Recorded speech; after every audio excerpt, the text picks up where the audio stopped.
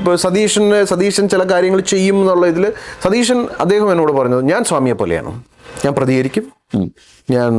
പ്രതികരിക്കുന്നത്, അതുകൊണ്ട് എന്നെ എല്ലാവർക്കും ഇഷ്ടമല്ല. ആ വലിയവനാണ് ഈ പറഞ്ഞ രണ്ടക്ഷരത്തിലുള്ള ടൈപ്പിലുള്ള കുറേ പേരുണ്ട്. ആ സൈഡിലേക്ക് പോകുന്നില്ല. തങ്ങളല്ല, ഇനി തങ്ങളുടെ ഉപ്പുപ്പയാണെങ്കിലും ശരി, ഈ വിഷയത്തിൽ കൃത്യമായിട്ട് ഇടപെട്ടില്ലെങ്കിൽ മുസ്ലിങ്ങൾ തന്നെ തങ്ങളുടെ ഊഷാൻ താടി വലിച്ചെടുക്കും. ചാണകങ്ങളും സംഘികളും അടിച്ചിറക്കുന്ന തീവ്രവാദികൾ, ഹിന്ദു തീവ്രവാദികൾ പറയുന്നത് മുസ്ലിങ്ങളാണ് ഇവിടുത്തെ ഡ്രഗ് ബിസിനസ് ചെയ്യുന്നത്.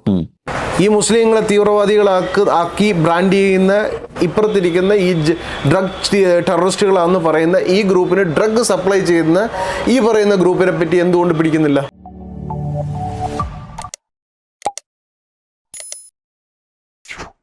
വിവേകാനന്ദ സ്വാമി പറഞ്ഞ മറ്റൊരു കാര്യമുണ്ട്, അധർമ്മം കണ്ടിട്ട് മൗനം ഭജിച്ച് മിണ്ടാണ്ടിരിക്കുന്നത് എൻ്റെ പ്രശ്നമല്ലല്ലോ, അവൻ്റെ പ്രശ്നമല്ലേ എന്ന് പറഞ്ഞിരിക്കുന്ന കുറേ ഹിന്ദു ലങ്കോട്ടികളുമാണ് അടുത്ത പ്രശ്നം. ഈ ഹിന്ദു ലങ്കോട്ടീസിനെ നമ്മൾ കൈകാര്യം ചെയ്യേണ്ട സമയം കഴിഞ്ഞു.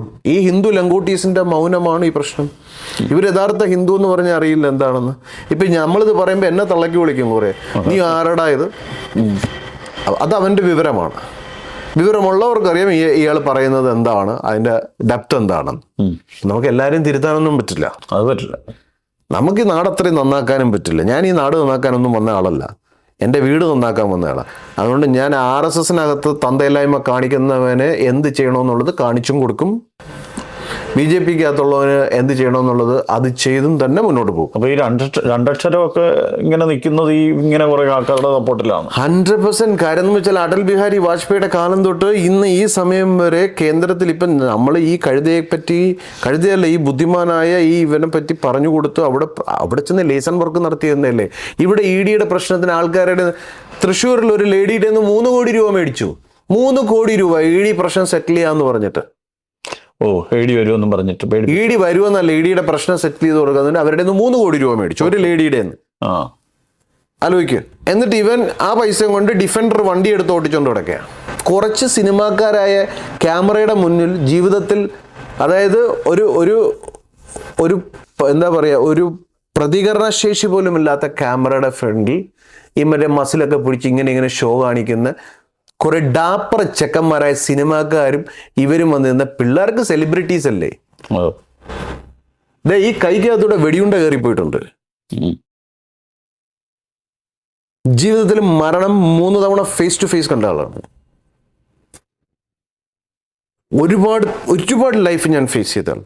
കോടതി എന്താണെന്നും ജയിൽ എന്താണെന്നും ഗുണ്ടായിസം എന്താണെന്നും പോലീസ് എന്താണെന്നും പട്ടിണി എന്താണെന്നും പ്രശ്നങ്ങൾ എന്താണെന്നും ആത്മീയത എന്താണെന്നും വേദന എന്താണെന്നും സുഖം എന്താണെന്നും എല്ലാം ജീവിതത്തിൽ മനസ്സിലാക്കാൻ ഈശ്വരൻ എനിക്ക് അനുഭവങ്ങൾ തന്നു. എന്നാലേ നമുക്ക് വേറൊരാളുടെ കാര്യം അറിയാൻ പറ്റുള്ളൂ. എന്നിട്ട് എവിടെ ഇരിക്കണം. ഇതൊന്നും അല്ലാതെ വെറുതെ സ്ക്രീനിൽ കാണുന്ന ഷോയും കാണിച്ച് പട്ടി ഷോയും കാണിച്ച് കിടക്കുന്ന ആൾക്കാരുടെ പുറകെ പോകുന്നതല്ല ലൈഫ്. എൻ്റെ കുഞ്ഞു മക്കള് ഈ രാജ്യത്തിൻ്റെ ഫ്യൂച്ചർ അവരെ ഇത്തരം രീതിയിലുള്ള ട്രാപ്പുകളിൽ ഇടാണ്. പല പെൺകുട്ടികൾക്കും പറയാൻ പഠിച്ചതെന്ന് വെച്ചാൽ ഇത് പഠിച്ചിട്ട് പലവന്മാരുടെ പോയി കിടക്കേണ്ട അവസ്ഥ വന്ന കേസുകളിൽ അവരുടെ പലവരും പേര് പോകുന്നുള്ള അവസ്ഥകൾ, പല അബദ്ധങ്ങളിൽ ചാടിയ കുട്ടികൾ.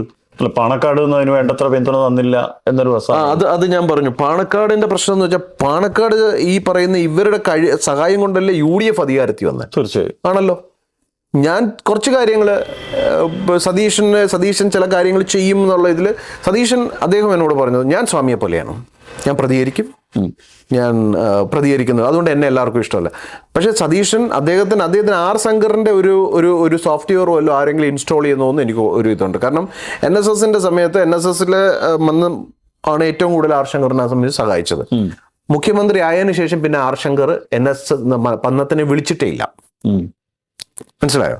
അതുപോലെ ഇദ്ദേഹം CM ആവുന്നതിൻ്റെ ഒരു ചെറിയൊരു തടസ്സമുണ്ടായിരുന്നു. ആത്മീയപരമായിട്ട് ഒരു പ്രശ്നം ഉണ്ടായിരുന്നു, നാഷണൽ ലെവലിൽ പൊളിറ്റിക്കലി ഒരു പ്രശ്നം ഉണ്ടായിരുന്നു. അതിൽ ദൈവം എനിക്കൊരു ചെറിയൊരു കാര്യം BDക്ക് വേണ്ടി ഹെൽപ്പ് ചെയ്യാൻ എനിക്കൊരു സഹായം കിട്ടി, അല്ലെങ്കിൽ ഒരു സാഹചര്യം ഉണ്ടായി. എനിക്ക് ചില സഹായങ്ങൾ കിട്ടി. കാരണം എനിക്ക് കിട്ടിയ സഹായം ഞാൻ BDയുടെ സക്സസിന് വേണ്ടി എനിക്ക് ഷെയർ ചെയ്യാൻ പറ്റി. അതായത് BDയുടെ ഇപ്പോഴത്തെ CM ഷിപ്പിൽ എനിക്ക് ചില സഹായങ്ങൾ, എൻ്റെ ജീവിതത്തിൽ എനിക്ക് ചില സഹായങ്ങൾ ലഭിച്ചിട്ടുണ്ട്. അത് ചില ബന്ധങ്ങളാണ്. ചില ബന്ധങ്ങളും എൻ്റെ ചില ആൾക്കാരുടെ വലിയ മനസ്സും ചില നെറ്റ്വർക്ക്സ്. ആ കിട്ടിയ സഹായത്തെ ഞാൻ BDയുടെ സക്സസിന് വേണ്ടിയിട്ട് ഞാൻ ഉപയോഗിച്ചു. വിനിയോഗിച്ചു. അത് വീഡിക്കും അറിയാം. അല്ല, കാരണം എനിക്ക് വേണ്ടപ്പെട്ട 2-3 ആൾക്കാർക്ക് വീഡിയായിട്ട് നല്ല ബന്ധമുണ്ട്. അവരുടെ താല്പര്യവും അനുസരിച്ച് നമ്മൾ അത് വീഡിക്കും അറിയുന്ന കാര്യമാണ്. പക്ഷേ അതിനേക്കാളും വലിയ ഹെൽപ്പ് പല രീതിയിൽ പൊളിറ്റിക്കലി ഇയാൾക്ക് ഇത് ചെയ്തിട്ടുണ്ട്, മുസ്ലിം ലീഗ് ചെയ്തിട്ടുണ്ട്. അതെ. അപ്പോൾ ആ മുസ്ലിം ലീഗ് മനസ്സിലാക്കേണ്ട കാര്യം, മുസ്ലിം ലീഗിനെ ഇവിടെ മുസ്ലിങ്ങൾക്ക് ഈ മദ്യം ഹറാമാണെന്നാണല്ലോ പറയുന്നത്.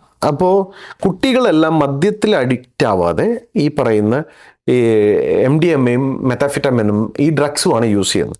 അപ്പോൾ ഇവർക്ക് മണം വരുന്നില്ല. ഇവർ ഒരുപാട് കുഞ്ഞു പെൺകുട്ടികളും ആൺകുട്ടികളും മലബാർ ഏരിയയിൽ ഇതിൽ അകപ്പെട്ട് കഴിഞ്ഞു. പിടിക്കുമ്പോൾ മുസ്ലിം പേരുകളുള്ള ആൾക്കാരാണ് പിടിക്കുന്നത്. അപ്പോൾ ഇവിടുത്തെ ഈ പറയുന്ന പോലെ ഞാൻ പറഞ്ഞ RSS അല്ല, സംഘികളായിട്ടുള്ള ഈ ചാണകങ്ങളും സംഘികളും അടിച്ചിറക്കുന്ന തീവ്രവാദികൾ, ഹിന്ദു തീവ്രവാദികൾ പറയുന്നത് മുസ്ലിങ്ങളാണ് ഇവിടുത്തെ ഡ്രഗ് ബിസിനസ് ചെയ്യുന്നത്. മുസ്ലിങ്ങളാണ് അത്രയും, എല്ലാ മുസ്ലിങ്ങളും തീവ്രവാദികളാണെന്നാണ് അവർ പറയുന്നത്. അപ്പം ഞാൻ പറഞ്ഞു തീവ്രവാദികളുണ്ട്, എല്ലാവരും തീവ്രവാദികളല്ല, അങ്ങനെ അടിച്ചാക്ഷേപിക്കരുത്. അപ്പം ഞാൻ ജിഹാദികളുടെ ഫണ്ട് വാങ്ങി ജീവിക്കണം കള്ളസ്വാമിയാണെന്ന് ഇവൻ വരെ എന്നെയും പറ്റി പറയണം. അപ്പം ഞാൻ അവൻ വരെ തന്തയ്ക്കും തള്ളയ്ക്കും ഒക്കെ എനിക്കും വിളിക്കേണ്ടി വന്നു. ഇപ്പം പിന്നെ ഞാൻ അത് കുറച്ചു എന്നേ ഉള്ളൂ. അപ്പം ഈ മുസ്ലിം ലീഗിൻ്റെ ആൾക്കാർ എന്താ ചെയ്യുന്നത്? ഇവരുടെ ബാധ്യതയല്ലേ, ഇവരുടെ ഉത്തരവാദിത്വമല്ലേ ഈ മുസ്ലിങ്ങൾ എല്ലാവരും അങ്ങനെയല്ല, ഈ കുട്ടികൾക്ക് ഈ സാധനം എത്തിച്ചു കൊടുക്കുന്ന വലിയവന്മാരെ പിടിച്ചുകൊണ്ടുവരേണ്ട. തീർച്ചയായും ആ വലിയവനാണ് ഈ പറഞ്ഞ 2 അക്ഷരത്തിലുള്ള ടൈപ്പിലുള്ള കുറേ പേരുണ്ട്. ആ സൈഡിലേക്ക് പോകുന്നില്ല. തങ്ങളല്ല, ഇനി തങ്ങളുടെ ഉപ്പുപ്പയാണെങ്കിലും ശരി, ഈ വിഷയത്തിൽ കൃത്യമായിട്ട് ഇടപെട്ടില്ലെങ്കിൽ മുസ്ലിങ്ങൾ തന്നെ തങ്ങളുടെ ഊഷാൻ താടി വലിച്ചെടുക്കും. മുസ്ലിങ്ങൾ വലിച്ചെടുക്കും. പണ്ടത്തെ പോലെ ഒന്നും മതം പറഞ്ഞൊന്നും ആൾക്കാർ ഇതില്ല. വല്ല പണിയെടുക്കുകയാണെങ്കിൽ മാത്രം ജനങ്ങൾ കൂടെ നിൽക്കുള്ളൂ. ആണോ അല്ലയോ? അതെ, തീർച്ചയായും. കാരണം ഈ ഭരണം കിട്ടി, മതം മതം മതം മതം എല്ലാം നമുക്ക് മതം എന്ന് പറഞ്ഞ ഷാജിയല്ലേ? മതമാണ്. അപ്പൊ ഇത് മതവും ഗുതവും ഒക്കെ മാറ്റിവെക്കൂ. ജനങ്ങളുടെ സേഫ്റ്റിയാണ് പ്രശ്നം, ഫ്യൂച്ചറാണ് പ്രശ്നം. So if they are not able to do anything for the society or for the community, എന്താണ് അതിൻ്റെ അർത്ഥം? നമുക്ക് വേണ്ടത് പേട്രിയോട്സിനെയാണ്, രാജ്യസ്നേഹികളായ മുസ്ലിങ്ങളെയാണ്. അദ്ദേഹത്തിന് ഒരു ഫോൺ എടുത്തിട്ട് വിളിക്കാം, സതീഷ, രമേശ, ഓം പറയണ കാര്യങ്ങൾ നിങ്ങൾ ശ്രദ്ധിക്കനാ എന്ന് ചോദിക്കാം, ഇല്ലേ? ചോദിക്കാം. എൻ്റെ ചെവിയിൽ എന്താന്ന് മറ്റേ എന്തെങ്കിലും ഉരുക്കി വെച്ചിനാ? ഇല്ല, ഒന്നും ഉരുക്കി വെച്ചിട്ടില്ല. എൻ്റെ പോലീസിന് കഴിവുണ്ടാ? ഉണ്ട്. എന്നാൽ പിന്നെ നിങ്ങളത് ചെയ്യാത്തെന്താ? അന്വേഷിക്കാത്തെന്താ? ചോദിക്കാത്തെന്താ? ഈ മുസ്ലിങ്ങളെ തീവ്രവാദികളാക്കി ബ്രാൻഡ് ചെയ്യുന്ന ഇപ്പുറത്തിരിക്കുന്ന ഈ ഡ്രഗ് ടെററിസ്റ്റുകളാണെന്ന് പറയുന്ന ഈ ഗ്രൂപ്പിന് ഡ്രഗ് സപ്ലൈ ചെയ്യുന്ന ഈ പറയുന്ന ഗ്രൂപ്പിനെ പറ്റി എന്തുകൊണ്ട് പിടിക്കുന്നില്ല? അവർക്ക് ബാക്കപ്പ് ചെയ്യുന്ന ആരാണ്? ഈ BJPക്ക് അകത്തുള്ള 2-3 ബാഡ് എലമെന്റ്സാണ്. അല്ല, ഇത് പറഞ്ഞതിന്റെ പേര് ചിലർ ചോദിക്കുന്നുണ്ട്, കഴിഞ്ഞ 10 വർഷം സ്വാമി എവിടെയായിരുന്നു എന്ന്. 10 വർഷമല്ല, ഭദ്രാനന്ദ് 2008 തൊട്ട് ഇവിടെ ലൈവാണ്. ഈ 10 വർഷം ഇവന്മാർക്ക് ബോധമില്ലാതെ ഈ 10 വർഷം എവിടെയായിരുന്നു എന്ന് ചോദിക്കുന്നു. പറഞ്ഞാൽ പിണറായിയെ സപ്പോർട്ട് ചെയ്യല്ലേ ഈ പരിപാടി? പിണറായിനെ അതാണോ ഉദ്ദേശം? അതാണ് ഉദ്ദേശം. 10 വർഷം എവിടെയാന്നല്ല, 10 വർഷം പിണറായി ഇരിക്കുന്ന സമയത്താണ് ഇതിനെതിരെ പ്രതികരിച്ചിട്ട് ലാസ്റ്റ് എന്നെ പിടിച്ച് ജിഷ്ണു പ്രണോയുടെ അവിടെ, അതായത് തോക്ക് വിഷയത്തിൽ എന്നെ വെറുതെ വിട്ട ആ കിർ മാറ്റാൻ വേണ്ടിയിട്ട് ഇവിടുത്തെ പോലീസ് അന്ന് എടുത്തതാണ്. അന്ന് ഇവിടെ ഒരു പന്ന നായിൻ്റെ മോൻ, ഞാൻ കേരള പോലീസിലെ എല്ലാ പോലീസുകാരും നല്ലവരാണെന്ന് ഞാൻ പറയില്ല, എല്ലാവരും മോശമാണെന്നും പറയത്തില്ല, പക്ഷേ ബഹുഭൂരിപക്ഷവും നല്ല ആൾക്കാരാണ്. കാരണം ഇന്നത്തെ പോലീസ് പണ്ടത്തെ പോലീസിന്റെ പോലെയല്ല, അത്രയും നല്ല ക്വാളിറ്റിയുള്ള അഡ്വാൻസ്ഡ് ആയിട്ടുള്ള ചിന്തിക്കുന്ന യങ്സ്റ്റേഴ്സും ഒക്കെയാണ്. പക്ഷേ ഒരു നായിൻ്റെ മോൻ, അഭിമാനത്തോട് തന്നെ പറയും, ഇവിടെ സിറ്റി പോലീസ് കമ്മീഷണർ ആയിരുന്ന ഒരു നായിൻ്റെ മോൻ. എന്താ മോൻ? നായിൻ്റെ മോൻ. ദിനേശ് എന്ന് പറയുന്നവൻ ആണും പെണ്ണും കേട്ട ചെറ്റ. അവന് നേരെ ചൊവ്വേ അവനെ എണീറ്റ് നിൽക്കാൻ പോലും പറ്റാത്ത രീതിയിൽ അവൻ ഇന്നായിട്ടുണ്ട്. ഞാൻ ഇവിടുത്തെ ഡ്രഗ് മാഫിയയുടെ വിവരം ഞാൻ അവൻ്റെ ഓഫീസിൽ ചെന്ന് പറഞ്ഞപ്പോൾ ഇവിടുത്തെ നല്ലവരായിട്ടുള്ള പോലീസുകാർ ACP ഒക്കെ പറഞ്ഞു, ദയവ് ചെയ്ത് സ്വാമിയുടെ പേരിൽ FIR ഇടരുത്, പുള്ളി പറയുന്നത് കറക്റ്റാണെന്നുള്ളത്. ഞാൻ അയാളടുത്ത് പറഞ്ഞു, ഇവിടുത്തെ പോലീസിന് ഡ്രഗ് മാഫിയായിട്ട് ബന്ധമുള്ള കുറച്ച് പേരുണ്ട്, ടെററിസ്റ്റുമായിട്ടും ബന്ധമുള്ളവരുണ്ട്, അത് ഞാൻ DGPനെയും CMനെയും ഞാൻ അറിയിക്കുമെന്ന് പറയും. CMനെ അറിയിക്കുമെന്നാണ് ആദ്യം പറഞ്ഞു, പിണറായി അറിയിക്കുന്നു. അന്ന് എനിക്ക് FIR ഇട്ടു 153A. അതാണ് കോടതി ചെന്നപ്പോൾ എടുത്ത് ദൂരെ കളഞ്ഞ. അപ്പൊ ഇവരുടെ പോലീസ് എന്ന് പറയുന്നത് ജനങ്ങൾ അത്രയും ഒരു മണിക്കൂർ പോലീസ് ഇല്ലെങ്കിൽ നാടിന്റെ അവസ്ഥ അത്രയും ഭീകരമാണെന്ന് പറയുന്ന ആളാണ് ഞാൻ. തീർച്ചയായിട്ടും പോലീസിന് ശമ്പളം കൂട്ടി കൊടുക്കണം, അവരുടെ ജോലി കുറച്ചു കൊടുക്കണം എന്ന് റിക്വസ്റ്റ് ചെയ്യുന്ന ആളാണ് ഞാൻ. അതൊന്നും ഇവർ ചെയ്തിട്ടില്ല. പോലീസിന് അത്രയും നമ്മൾ കെയർ ചെയ്യണം, ബഹുമാനിക്കണം. കാരണം നമുക്ക് വേണ്ടി പണിയെടുക്കുന്നവരാണ് അവർ. അപ്പൊ അവരെ അതിനകത്ത് അതുകൊണ്ട് അത്രയും ബഹുമാനം കൽപ്പിക്കുന്ന സമയത്ത് തന്നെ ഇപ്പുറത്ത് ഇതിനകത്ത് കുറച്ച് പേര് അവരുടെ സ്വാർത്ഥ താല്പര്യങ്ങൾ കാണിക്കും. അത് പോലീസിലെന്നല്ല, ഡോക്ടർ ഫീൽഡ് മീൻസ് മെഡിക്കൽ ഫീൽഡിലാണെങ്കിലും ആത്മീയതയിലാണെങ്കിലും എല്ലാത്തിലും ഇതുപോലുള്ള തെറ്റായ ആൾക്കാരുണ്ട്. കാരണം ഇത് സമൂഹത്തിൽ നിന്ന് വന്നവരാണല്ലോ. അതെ. അപ്പം ഇവിടെ ഇയാൾക്കെതിരെ ഞാൻ പറഞ്ഞപ്പോൾ ഇയാൾ അപ്പം വിചാരിച്ചു എനിക്ക് പണി വരുമെന്ന് പറഞ്ഞ് എനിക്കിട്ട് പണി തന്നു. ഞാൻ 59 ദിവസമാണ് ജയിലിൽ പോയി കിടന്നു ഈ കേസിൽ. തീവ്രവാദികളും മയക്കുമരുന്ന് മാഫിയും ഇവിടെ ഉണ്ട് എന്ന് പറഞ്ഞതിൻ്റെ പേരിൽ. എന്നിട്ട് ഇറങ്ങിയിട്ട് ഞാൻ വേറെ വിളിച്ചിട്ട് പറഞ്ഞു, ഇങ്ങനെ ഒരു കാര്യം എനിക്ക് നിങ്ങളുടെ അടുത്ത് നേരിട്ട് പറയണം, ഇവിടുത്തെ എൻ്റെ അനുഭവമാണെന്ന്. അപ്പം അദ്ദേഹത്തിൻ്റെ അടുത്ത് പോലെ നേരിട്ട് വരാൻ പറ്റും. അവിടെ അദ്ദേഹത്തിൻ്റെ അടുത്ത് പറയുന്ന രീതിയിൽ 11 മണിക്ക് കാണാൻ പോകുമ്പോഴാണ് ജിഷ്ണു പ്രണോയുടെ അമ്മ റോട്ടിൽ സമരമായിട്ടിരിക്കുന്നത്. അന്ന് പത്രക്കാരെല്ലാവരും ചോദിച്ചു എവിടെയായിരുന്നു, കുറേ നാൾ കണ്ടില്ല. ഞാൻ പറഞ്ഞു ജയിലിലായിരുന്നു. അങ്ങനെയാണ് വിശേഷങ്ങളൊക്കെ പറഞ്ഞ് മനോഭരതുമായിട്ട് സംസാരിച്ചുകൊണ്ടിരിക്കുമ്പോൾ പെട്ടെന്ന് ഒരാൾ വന്ന് കൈ പിടിച്ചിട്ടൊരു, അവനാണെങ്കിൽ ഒരു കിളി പോയ ഒരു പോലീസുകാരൻ, മറ്റേ എൻ്റെ പേരെന്ത്, മ്യൂസിയം സ്റ്റേഷനിൽ വന്ന് പിടിച്ചിട്ട് എന്താ ഇവിടെ ഇങ്ങനെയെന്ന് ചോദിച്ചു. ഞാൻ പറഞ്ഞു DGP ഒക്കെ കാണാൻ.